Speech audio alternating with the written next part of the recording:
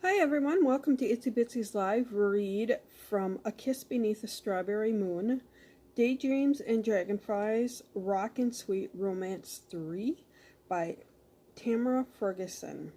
Prologue. Dragonfly Point, Crystal Rock, Wisconsin, June 26th, 2010. Leaning back against the entrance of the shallow cave at the peak of Crystal Rock, 13-year-old Drew Kendall strummed his guitar, watching and waiting for the sight of the strawberry moon. Since being introduced to music by his grandmother a few years earlier, composing had become his passion, and some of his best ideas and inspiration had come while he was here at Dragonfly Point. The concession stand at the beach had just closed, so Drew couldn't hang around much longer. In fact, he called his grandmother and grandfather 5 minutes earlier to let them know that he'd be back at the cabin soon, and luckily it wasn't far. Plus, they knew he was here and why. With all the tourists staying at the Dragonfly Point Inn, the roads were brightly lit at this time of year, but there was a town curfew to adhere to. Finally, the moon appeared, and it was beautiful, shining bright, and he was surprised to see it was the color of strawberries, which he hadn't expected.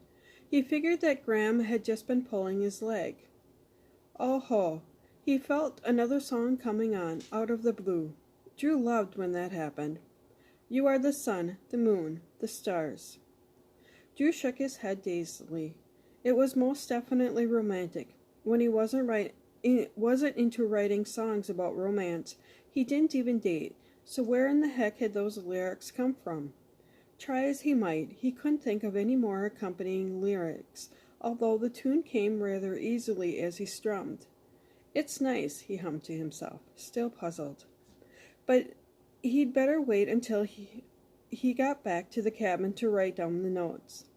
He packed up the guitar, slinging the strap over his shoulder, making his way down the trail toward the bike rack at the beach, unlocking his bike. 10 minutes later, when he arrived at the cabin, Drew knew something was wrong, since all the lights were on, inside and out. Graham and Gramps both appeared to be frantic when Drew walked inside. Drew, his grandmother said. Her eyes filled with tears. Something awful has happened.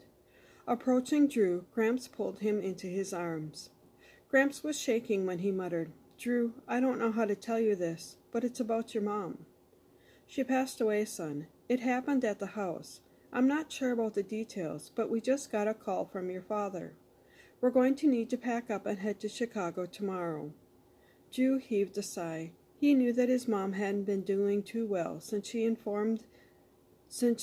formed an addiction to prescription painkillers a few years earlier after a bad fall had messed up her back. But she'd been going to a support group. What had happened? And Drew hadn't been there. Suddenly, Drew broke down and began to cry. Chapter 1. Dragonfly Point, Crystal Rock, Wisconsin, present day. It was dusk, and suddenly there were dragonflies everywhere. 18-year-old Marlene McCannon was sitting on the narrow beach and staring across the bay at Dragonfly Point. It was becoming one of her favorite pastimes since Rose Atkinson, a close friend, had given her a tour when Marlene had arrived to stay with Rose's family a couple of weeks ago. The location was peaceful and isolated with its backdrop of towering pines and birch, as both damflies and dragonflies fluttered like a duel and a dance across the water. But the shady edge of Crystal Rock Bay was covered with cattails, weeds, and boggy wetland, so most of the mosquitoes would appear and attack. Marlene took a few final pictures on her phone so she could email them to her friends along with her dad. Besides, tonight she was here for another reason, and before it became darker, she needed to climb to the top of Crystal Rock. This town was having a huge effect on Marlene, and she'd never done so much walking and hiking in her life. Rose had even talked her into trying out canoeing this past weekend. Standing and looking upward at the star-studded sky, she made her way toward the path that led around the bay to the lakeside. When she reached the base of Crystal Rock, Marlene had to be careful with her footing as the lake water lapped gently across the river rock lining the base of the path. Halfway up the trail, she frowned when she heard the sound of someone gently strumming a guitar. She had been looking forward to seeing her first strawberry moon, and the last thing she wanted was someone here to spoil it for her. Nonetheless, Marlene continued following the path until she was nearly at the top. Sneaking a peek above, it was just as she thought. Drew Kendall was the one who was leaning back against the entrance to the cave, apparently composing another new song. So Marlene settled on the ledge directly below the peak of Crystal Rock. If it would have been anyone else other than this totally hot guy who hadn't bothered to say a single word to her since music camp had begun on the 1st of June. He had plenty to say to all the other girls who flocked around him like he was the best-looking guy on the planet. So what if it was true? She needed to stop being jealous and face the cold, hard facts. Marlene had taken a good long look at herself in the mirror at 13 years old. She wasn't exactly pretty, although she had been told by many of her friends that she was cute. But with her wide round face and strange button nose, it was difficult for Marlene to see herself as attractive. Plus, she'd never exactly been thin, and guys had naturally gravitated toward the popular girls with the strong, super long legs and teeny tiny waist and hips. Marlene heaved a sigh, and Drew. He was tall and slim with broad muscular shoulders that she couldn't help noticing while sitting on the beach with Rose the first weekend she'd arrived. Every other girl who was here in Crystal Rock, Wisconsin, attending Rose's mother's music camp, had been hitting on him the entire day. He could have his pick of any woman he wanted. No wonder Drew Kendall didn't bother acknowledging Marlene's existence.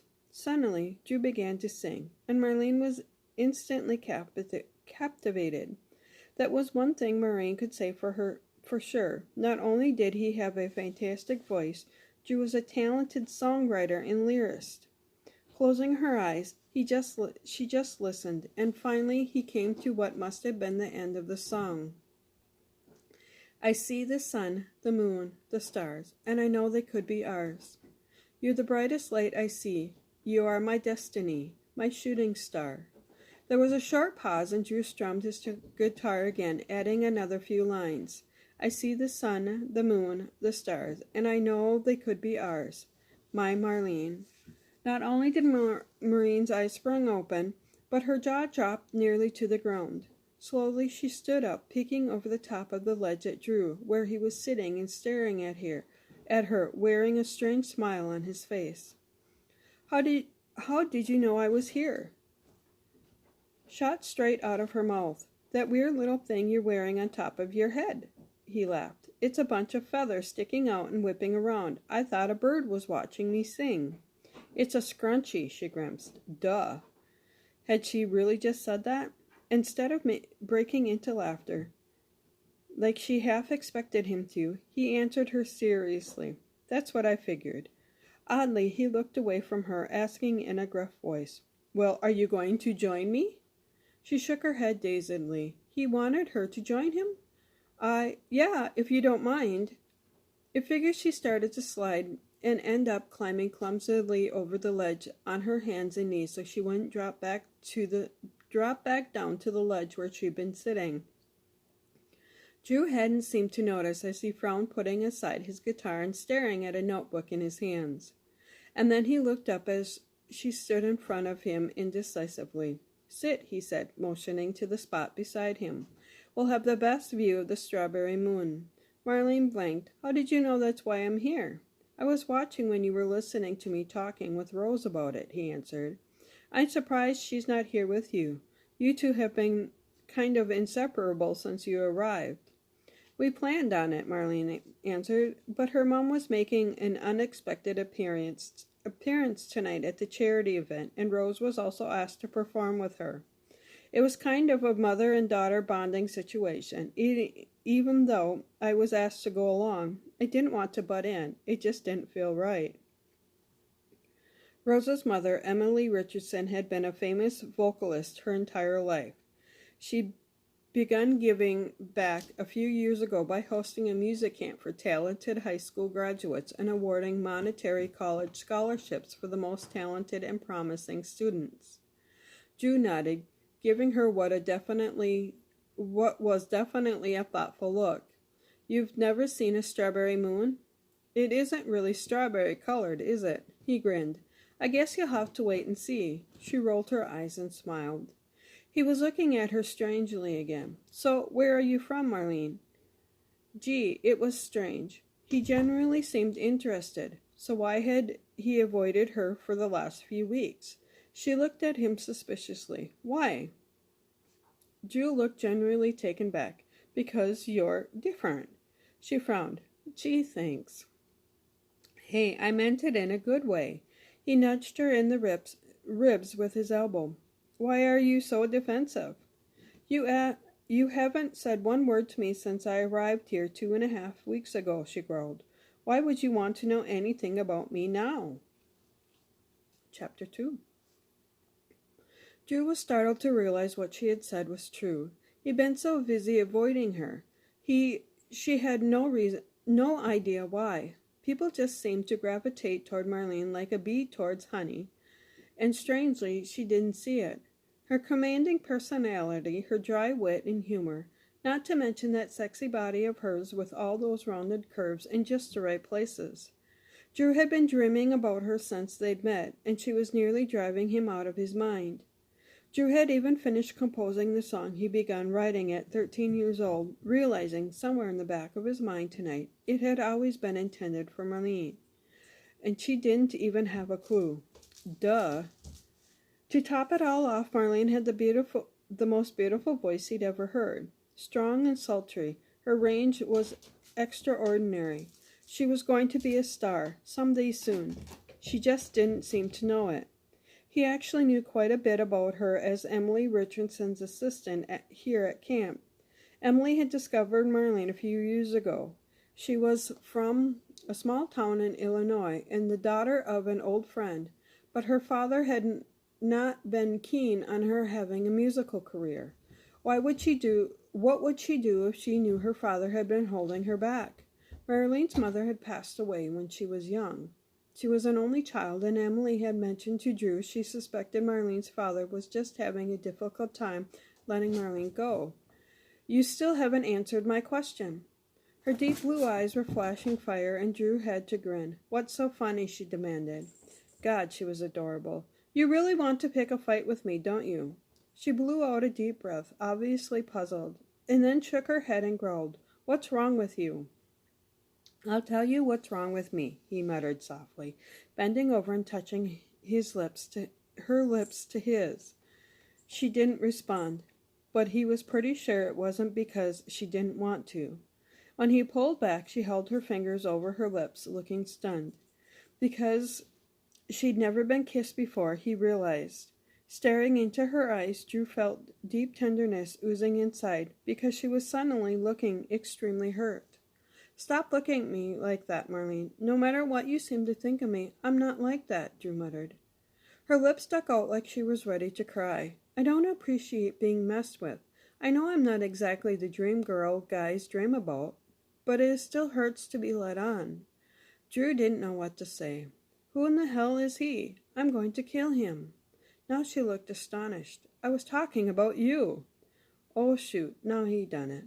Wrinkling her nose, her look was definitely quizzical. Am I missing something here? What the heck? He smiled and answered, Big time. She sat back where he'd been sitting, looking totally confused. He slid a little closer and pointed at the moon. Look. Her mouth dropped open before she finally spoke. It really is a strawberry moon. Beautiful, isn't it? Drew asked, studying her intently with her deep blue eyes and pouting little mouth. She had an expressive face, and the wackiest hair he had ever seen. He flicked it with his finger. You should cut it short so everyone can see your face when you sing. You be smoking hot as a rocker. Thank you for listening to this portion.